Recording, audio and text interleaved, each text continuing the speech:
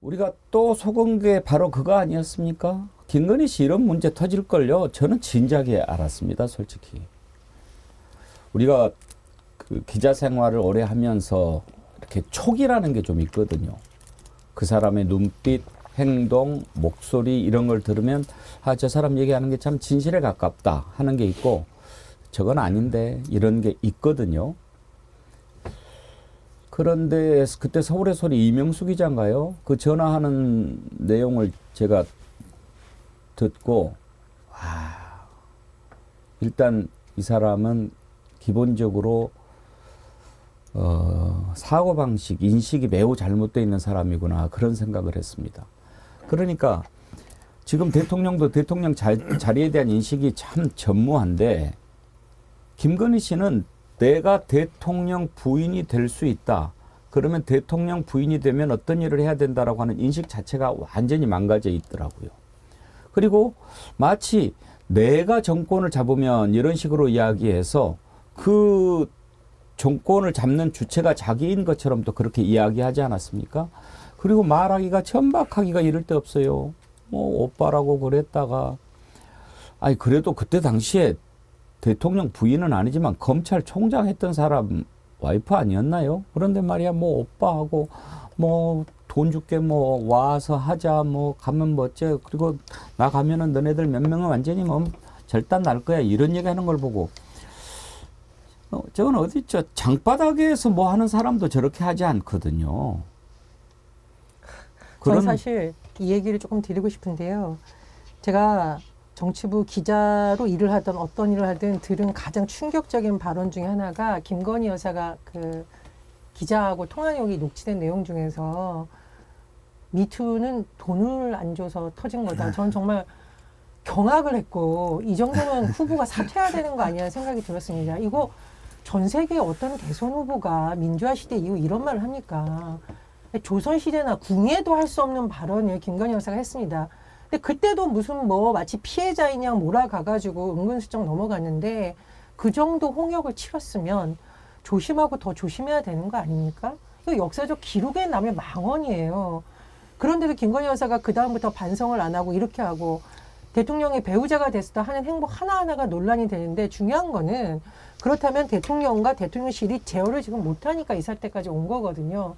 그래서 결국은 특검에 대한 여론이 이렇게 높아졌다고 저는 생각을 합니다. 그렇다면 대통령이 지금이라도 마무리를 하려는 마음이 있으면 특검을 거부하면 안 되는 거죠. 김건희 여사에 대한 특검을 반대하면 안 된다는 여론이 높은 것은 이제까지 후보 시절부터 보여준 대통령의 모습과 김건희 여사에 대한 여러 가지 문제가 누적된 결과이지 절대로 총선을 앞두고 일부 야당에서 만들어낼 수 있는 상황은 아니라고 봅니다.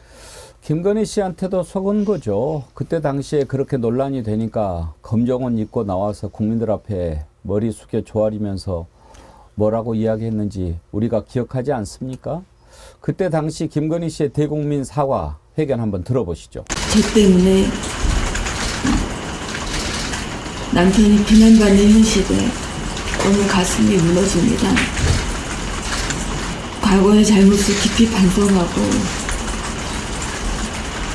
국민의 눈높이에 어긋나지 않도록 조심하겠습니다. 많이 부족했습니다. 앞으로 남은 선거 기간 동안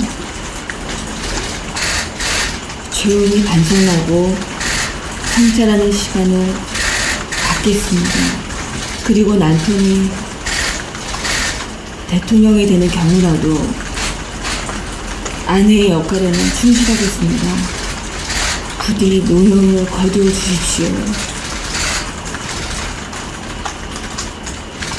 잘못한 저 김건희를 욕하시더라도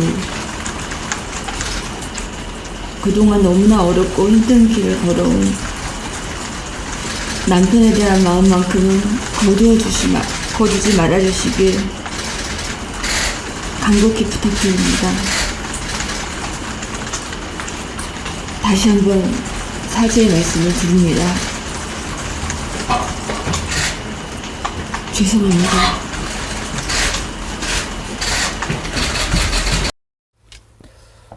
고개 한번 제대로 들지 못하고 눈길 한번 마주치지도 못하면서 했던 기자회견. 국민들이 저기에 속아 넘어간 거지요. 어떤 사람이었는지 실체가 드러나지 않았습니까? 최 목사가 300만 원짜리 명품 디올백을 가지고 갔을 때 뭐라고 했는지 그걸 들어보시면 방금 그 모습과 얼마나 대비가 되는지 국민이 알 수 있을 겁니다. 한번 보시죠. 저에 대한 어느 정도 이렇게 저기 좀 끊어지면 네? 좀 이제 좀 적극적으로 저는 그 남북 문제 제가 좀 나설 생각이에요. 정말로. 그렇게 네. 하세요. 네, 예. 그래야 되고 남북 통일을 해야 되고 그래서 우리 북한 주민이 너무 안 돼. 우리 국민이가 빨리 수용하고 해서 이제 이런 문제를 해야 돼서. 저 때문에 예. 자, 이제 남북 문제 본인이 나서겠다. 김철근 총장. 그리고 이제 그 정식으로 촬영한 게 아니라서 안 나왔지만 최재형 목사가 나중에 그 얘기한 걸 들어보니까 정말 좀 수치심을 느꼈다고 그래요. 정말 저렇게 편한 옷차림에 저렇게 편한 자세로 가르침 탁탁 뱉으면서 가르침 쌓은 휴지가 아랫에 뚝 있고 아무리 그 대통령 부인이라고 해도 이렇게 아무리 친한 친구라고 해도 그렇게 할 수 없을 텐데 어떤 모욕감, 수치심 그런 걸 느꼈다고 하더라고요. 그런 자세로 저렇게 이야기를 한단 말이에요. 후보 시절에 녹취록이 공개가 됐었잖아요. 기자하고 7시간 녹취록에. 그러니까 사실은 그건 굉장히 편하게 막 그 얘기하는 그런 거였잖아요. 근데 정말 온갖 얘기가 다 나왔죠. 사실 뭐 남편과의 관계의 문제까지 다 나왔는데 사실 그때 다 드러난 거죠.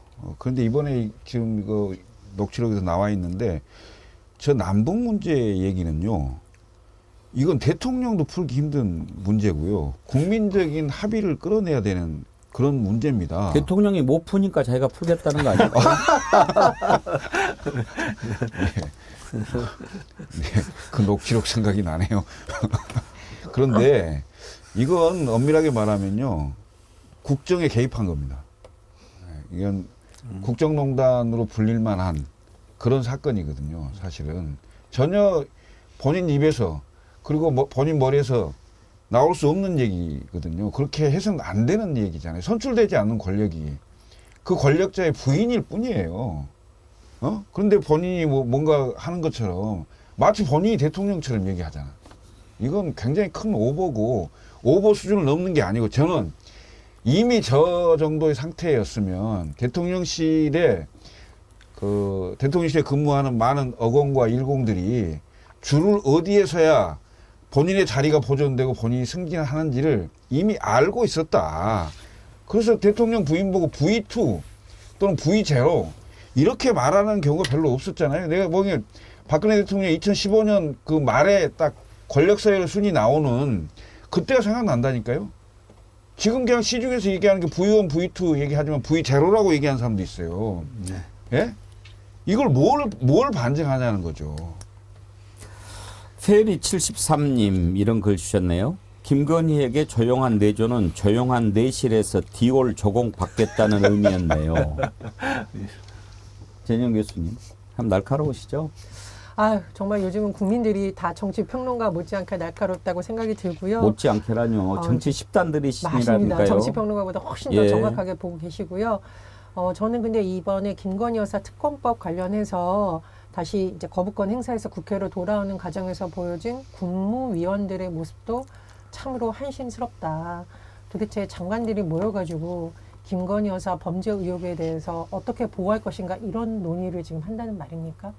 말씀해 주셨듯이 경제도 어렵고 고물가 여파가 올해부터 몰아닥칠 거라고 하고 이런 상황에서 장관들하고 총리가 모여서 이런 일로 노래하는 게 이게 정상적인 나라입니까? 저는 정말 이 뉴스를 읽는데 내가 지금 21세기 대한민국에 살고 있는 게 맞나? 아니 저 궁예가 있던 시대에 사는가? 정말 이렇게 통탄을 할 수밖에 없었다는 생각이 들고요.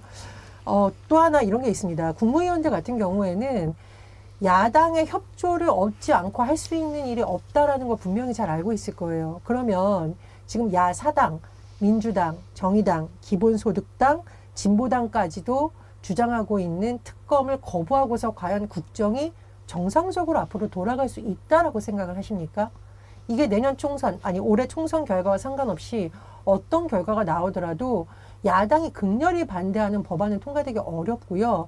야당이 동의하지 않는 개혁이란 건 있을 수가 없습니다. 그런 걸 국무위원들이 모를 리가 없는데 한덕수 총리까지 나가가지고 김건희 여사의 눈치를 보는 듯한 이런 모습 보면서 이거는 윤석열 대통령이 국무위원들까지도 김건희 여사에게 줄을 세우는 것 아니냐, 참 비참한 기분이 예. 들었어요, 저는. 설주환 변호사님. 네. 그냥이라는 아이디 쓰시는 분이 이런 걸 주셨어요. 이젠 술술술 나올 겁니다. 설사 시작하면 학문에 일회용 반창고 붙인다고 설사가 멈춥니까? 그러니까 저는 얼마 전에 그 한동훈 비대위원장이 민주당을 향해서 그런 말을 했었어요. 뭐 이재명 대표라는 절대 존엄을 따르니까 오히려 그러는 거 아니냐. 저는 오히려 그 말 정말 되물었고 싶은 게, 김건희라는 절대 존엄에 대해서는 스스로 입에 올리지도 못하는 어떤 지금 정부 여당이 이게 지금 정상적이냐. 오히려 한동훈 비대위원장 같은 경우는 우리가 뭐 대통령 배우자 김건희에 대한 특검법이라고 하는데 그걸 애써 도이치 특검법이라고 하더라고요. 도이치 모터 사건은 이미 수사가 되고 있습니다. 김건희 여사가 관여한 부분에 대해서 지금 수사가 제대로 이루어지지 않고 또 수사의 결과가 나오지 않고 있기 때문에 지금 특검법을 우리가 국회에서 발의를 해서 지금 진행을 하는 거예요. 근데 김건희라는 이름조차도 본인의 입에 올리지도 못할 정도로 어찌 보면 정부 여당의 절대 존엄을 그렇게 모시고 살아서 그런 건지는 모르겠습니다만은, 저는 지금의 어찌 보면 아까 말씀드렸다시피 우리가 봤던 인터뷰 내용 있잖아요. 그 김건희 여사의 그 대선 기간 중에 저런 사과, 거짓 사과죠. 저도 보면서도 참 국민들이 많이 속았다라고 생각합니다만은, 저는 오히려 이번에 그 뭐 제2 부속실 논란이라든지 이런 부분 등이 저는 거짓 사과하고 저는 똑같다고 생각을 해요.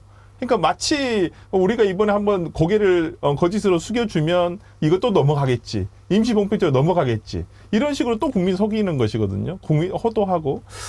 참 그런 부분에서 지금의 하나도 변하지 않았구나. 김건희 여사뿐만 아니라 대통령조차도 변하지 않았다는 것이고, 또 일부 또 뭐 어떤 평론가들에 의해서 밝혀진 내용에 의하면 대통령이 김건희 여사에게 이런 특검법을 통과시켜야 한다 이런 말조차도 못한다는 거잖아요. 자기 부인임에도 불구하고. 그리고 본인이 대통령이잖아요. 그렇다고 한다면 본인에 대해서 그렇게 떳떳하고 그렇다고 한다면, 야, 너 죄가 없어. 아니 본인은 얘기할 거 아니에요. 김건희 여사 자기 무죄라면서요. 무혐의라면서요. 그러면 차라리 떳떳하게 수사를 받아서 털면 되잖아요. 오히려 더 좋은 기회가 될 수도 있는 거예요. 그럼에도 불구하고 남편인 윤석열 대통령이 자기 배우자인 김건희 여사에게 이거 특검법 이런 얘기조차도 못 꺼낸다는 것이 누가 대통령입니까?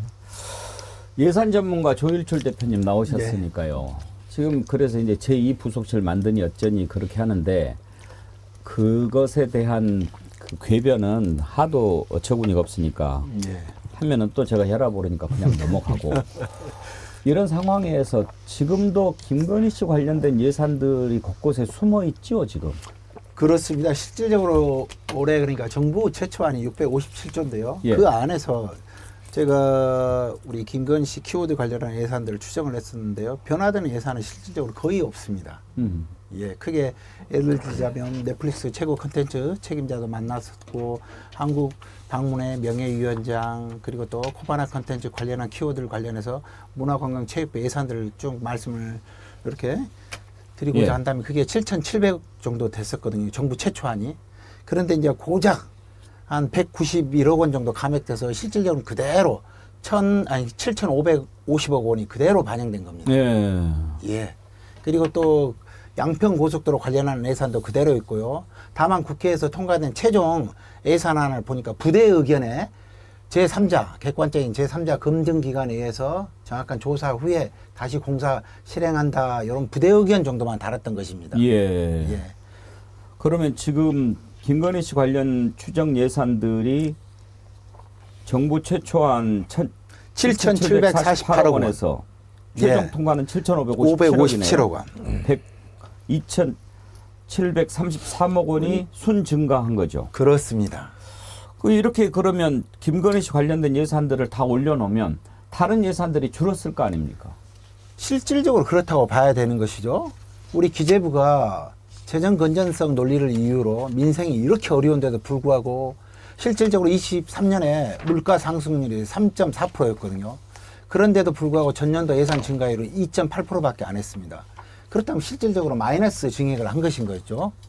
그럼에도 불구하고 문화체육관광부 예산은 토탈 금액은 한 7, 8% 정도 감액을 시켰는데 불구하고 우리 김건희 관련한 예산은 이렇게 많이 증액이 된 것이죠.